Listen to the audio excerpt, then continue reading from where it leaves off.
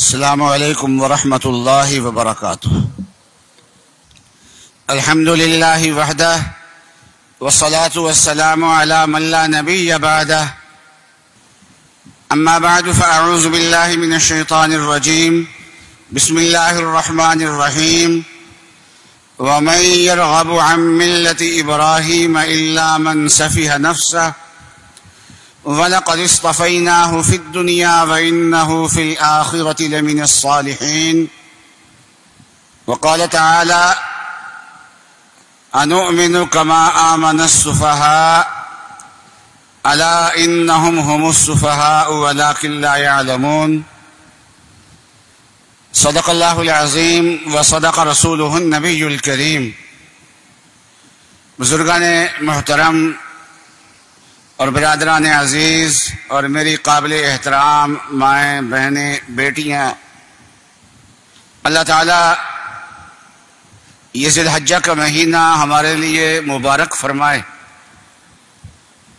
اور اللہ تعالیٰ اس مہینے کی برکت سے ہمارے اعمال کی اور اخلاق کی اصلاح فرما دیں، اور ہماری سوچ میں پاکیزگی پیدا فرما دیں، اپنی محبت اللہ تعالیٰ ہمیں عطا فرما دیں۔ یہ جو دین اللہ تعالیٰ نے دیا ہے، جس نے قیامت تک باقی رہنا ہے، بلکہ رسول اللہ صلی اللہ علیہ وسلم کی شان تو قیامت کے دن اور زیادہ ظاہر ہوگی۔ باقی چیزیں جو ہے نا جو دائمی ہوتی ہیں تو ہم کہتے ہیں قیامت تک باقی رہنا ہے، اور لیکن یہ جو ہمارا دین ہے اور رسول اللہ صلی اللہ علیہ وسلم ہے اور آپ کی جو شانیں ہیں، وہ تو قیامت کے دن اور زیادہ ظاہر ہونی ہیں۔ تو یوں کہیے ہمیشہ اس دین نے رہنا ہے۔ اس دین کا نام اسلام ہے۔ ہمارے اس دین کا نام ایک اور بھی ہے، وہ ہے ملت ابراہیم۔ اللہ تعالیٰ نے اس کا نام کیا رکھا ہے؟ ملت ابراہیم رکھا ہے۔ اور عجیب بات یہ ہے کہ ابراہیم علیہ السلام کو اس امت سے بڑی محبت ہے۔ ہمارا کعبے کی تعمیر انہوں نے کی، اور اس تعمیر کے موقع پہ اللہ تعالیٰ سے التجائیں کی کہ یہاں کعبہ تو بن گیا، اس کو آباد کرنے کے لیے پیغمبر بھی بھیج دیں، کتاب بھی بھیج دیں، سنت بھی دے دیں۔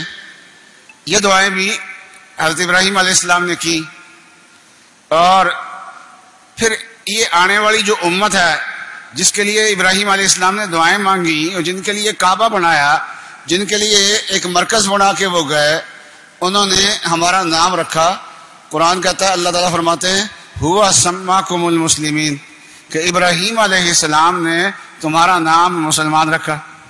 وہ ہمارا نام رکھ کے گئے، تو اللہ تعالیٰ کو یہ نام رکھنا ان کا، ہمارا مسلمین، یہ نام رکھنا اتنا زیادہ پسند آ گیا کہ اللہ تعالیٰ نے ہمارے دین کا ایک لقب رکھ دیا۔ کہتے اس کو اسلام ہے، اور اس کا لقب کیا ہے؟ ملت ابراہیم۔ اور ملت ابراہیم کی اہمیت اس آیت میں بیان کی ہے، اور میں نے اس کے ساتھ ملا کے سورہ بقرہ کے دوسرے رکوع کی بھی ایک آیت پڑھی ہے۔ یہ دونوں میں نے کیوں ملائی؟ اس لیے کہ ابراہیم علیہ السلام کے طرز کو اور صحابہ کے طرز کو اللہ تعالیٰ نے جوڑ دیا ہے، اور ابراہیم علیہ السلام کے طریقے سے جو روح گردانی کرے، جو خطاب ان کو دیا، جو صحابہ کے طریقے سے روح گردانی کرے، وہی خطاب ان کو دے دیا اللہ تبارک و تعالیٰ نے۔ تو دونوں کے لیے ایک خطاب ہے، وہاں بھی روح گردانی کرنے والوں کو ایک خطاب دیا، وہی خطاب وہاں پر دیا۔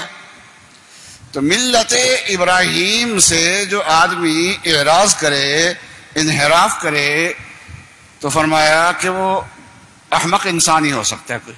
تو ابراہیم علیہ السلام کے طریقے کی خصوصیت کیا ہے؟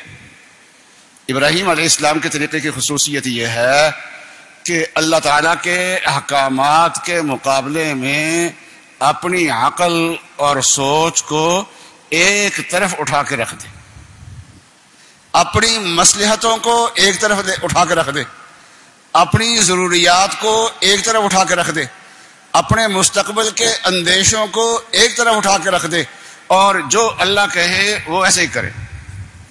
ابراہیم علیہ السلام نے کیا کیا کہ بڑی آرزوؤں سے گھر میں رونق لگی تھی، اپنے باپ کو ناراض کیا، خاندان کو ناراض کیا، قبیلے کو ناراض کیا، وقت کی حکومت کو ناراض کیا، آگ میں ڈالے گئے، سب کچھ ہوا، پھر وطن چھوڑا، ایک سے ایک بڑھ کے قربانی، اور پھر کیا ہے وہاں سے چلے ہیں ایک میاں بیوی، بس اللہ تعالیٰ نے حضرت ہاجرہ کا درمیان میں اضافہ فرما دیا، 3 ہو گئے۔ اللہ سے مانگا یا اللہ اب گھر میں رونق بھی لگا دیجئے، تو اللہ نے پہلا بیٹا دیا، وہ حضرت ہاجرہ کے ذریعے سے دیا اور ان کا نام اسماعیل رکھا۔ دوسرے بیٹے بعد میں پیدا ہوئے ہیں۔ اب گھر کے اندر رونق لگی ہے اور سب کچھ چھوڑ چھاڑ کے آئے ہیں، ساریاں قربانیاں دے کے آئے ہیں۔ تو یہ تو عشق کا راستہ ایسا ہوتا ہے کہ یہاں ایک قربانی دینے کے بعد آگے اس سے بڑی قربانی کھڑی ہوتی ہے، حکمہ اٹھاؤ ان کو لے چلو۔ اب یہ بھی نہیں پتا کہ منزل کہاں پر ہے، بس جبرائیل علیہ السلام بتاتے جا رہے ہیں، ساتھ ساتھ چلتے جا رہے ہیں، اور جہاں کوئی سرسبز و شاداب جگہ آتی ہے تو پوچھتے ہیں جبرائیل یہاں ٹھہرنا؟ کہ نہ یہاں نہیں ٹھہرنا۔ چلتے گئے مکہ معظمہ، جہاں آج بھی پانی ملنا مشکل ہے، نایاب چیز ہے وہاں پر پانی، نہ پانی نہ انسان نہ کچھ، بس یہاں چھوڑ دو۔ کوئی اللہ تعالیٰ سے نہیں پوچھا یا اللہ کس کے سہارے پہ چھوڑنا ہے؟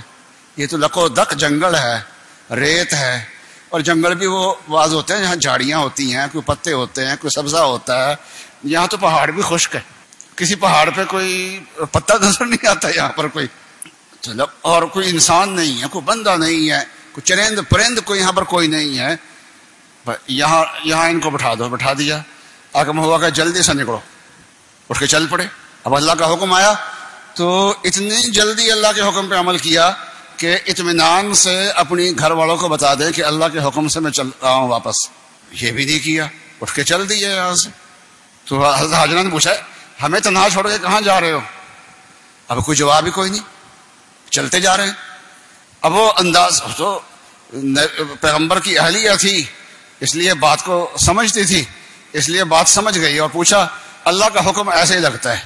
انہوں نے سر سے اشارہ کیا چلتے چلتے کہ اللہ کا حکم یوں ہی ہے۔ فرمایا پھر جائیے، اللہ تعالیٰ ہمیں ضائع نہیں کریں گے۔ چلے گئے۔ اب وہ پانی پہلا مرحلہ تھا زندگی کے لیے، وجعلنا من الماء كل شيء حي، ہم نے پانی سے ہر چیز کو زندگی دی ہے۔ لیکن یہ پانی جب ختم ہو گیا تو دوڑ رہی ہیں، دیکھ رہی ہیں کوئی انسان مل جائے، کوئی قافلہ گزرتا ہوا مل جائے، ان کے پاس کوئی پانی ہو۔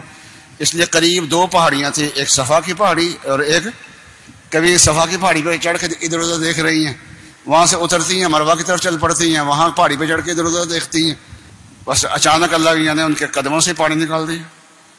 یہ کیا؟ یہ اللہ کا حکم، بس دیوانے ہیں اللہ تبارک و تعالیٰ کے حکم کے، جو اللہ کا حکم آ گیا۔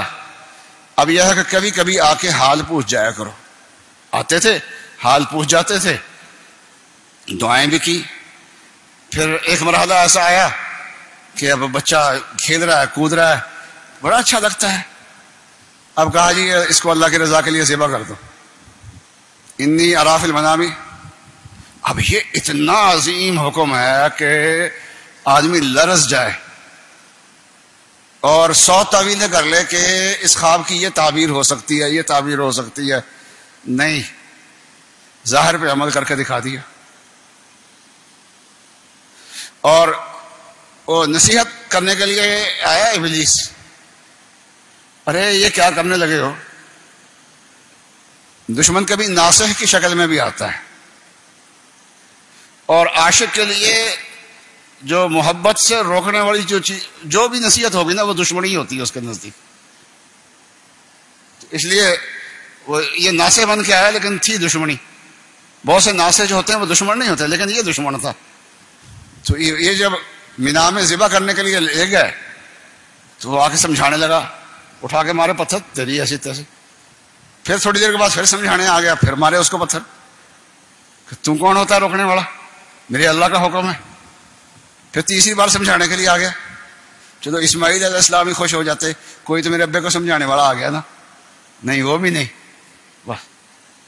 دیوانہ۔ اور اللہ تبارک و تعالیٰ کو کیا ہے، اللہ کے حکم پہ چلتے جا رہے ہیں۔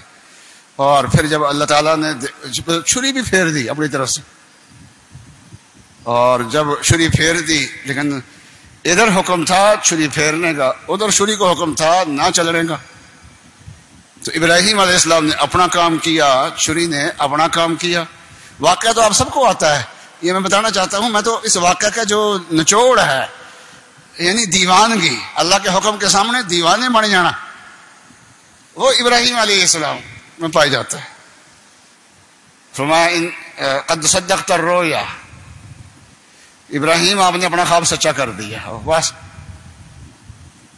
اور فرمایا ان ھذا لہو البلاء المبین، بہت بڑا امتحان تھا.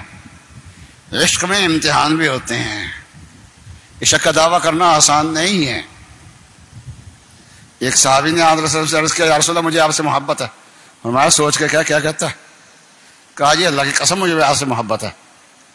فرمایا پھر مصائب کے لیے نا کوئی ڈھال تیار کر لے، جو ہم سے محبت کرے گا نا اس محبت کے راستے میں پھر مشکلات بھی آئے گی.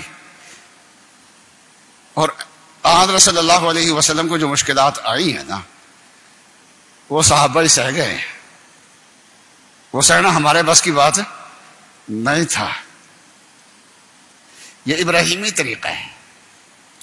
اور ایک یہودی طریقہ ہے کہ اللہ تعالیٰ کی طرف سے کتاب ہدایت ان کو تورات کی شکل میں ملی تو کہتے تھے کہ پتہ نہیں اللہ نے بھیجی ہے یا آپ ہی کہیں سے لے کے آ گئے. بس وہ بہانے بناتے تھے کہ اس پہ عمل نہ کرنا پڑے.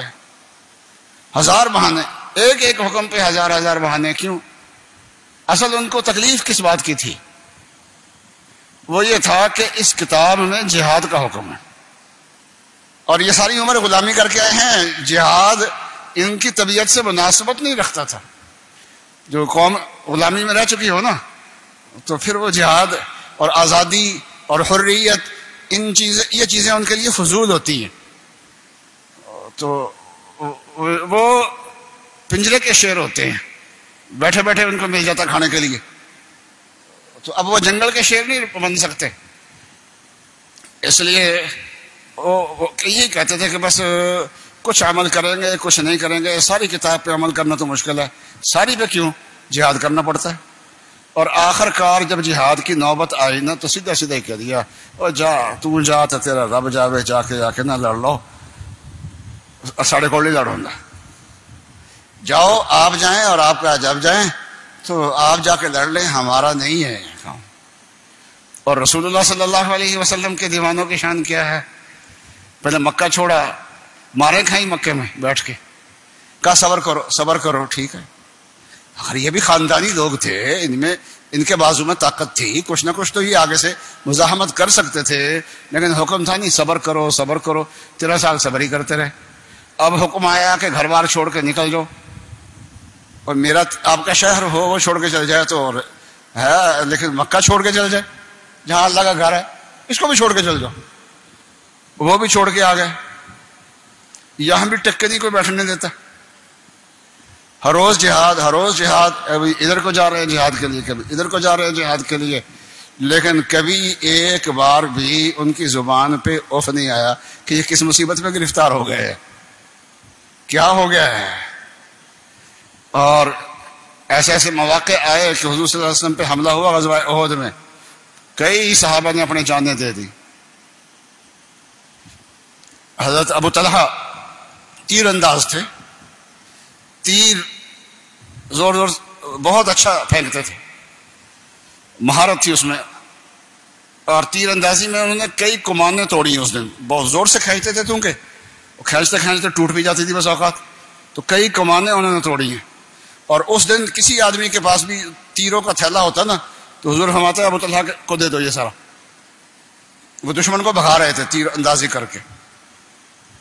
اور آن رسول وسلم ان کے پیچھے تھے.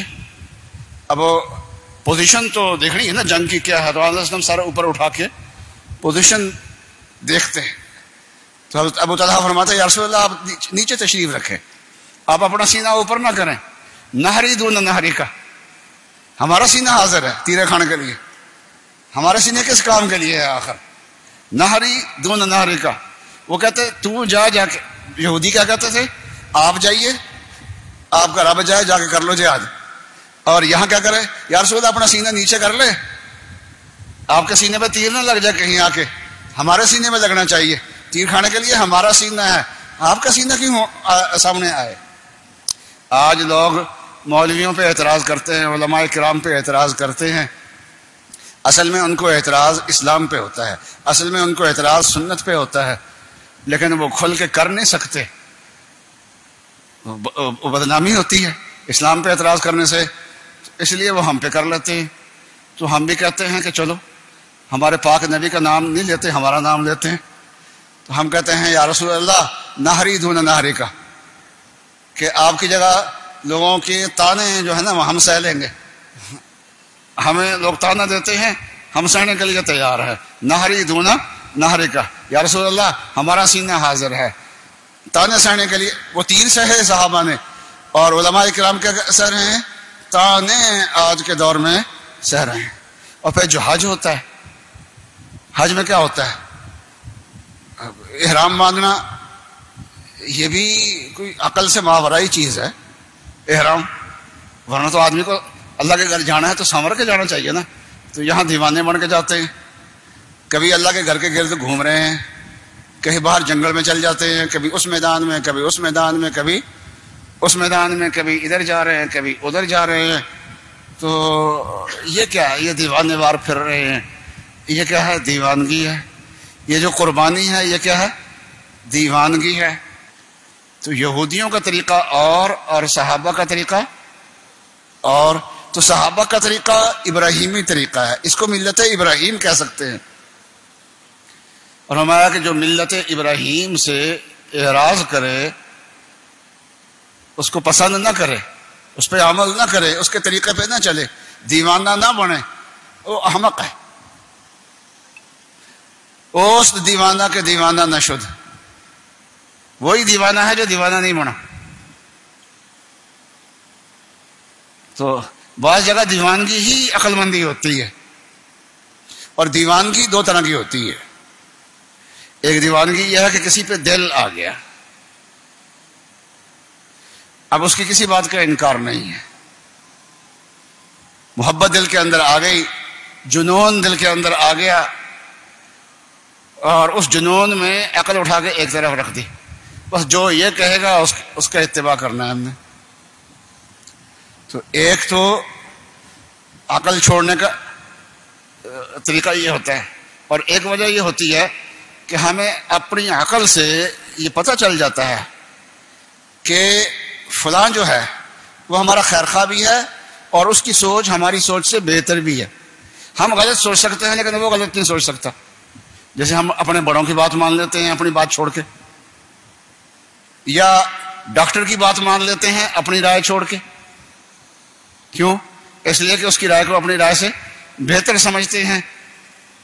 تو ہم اللہ کے احکام کے دیوانے دونوں وجہ سے ہی ہیں۔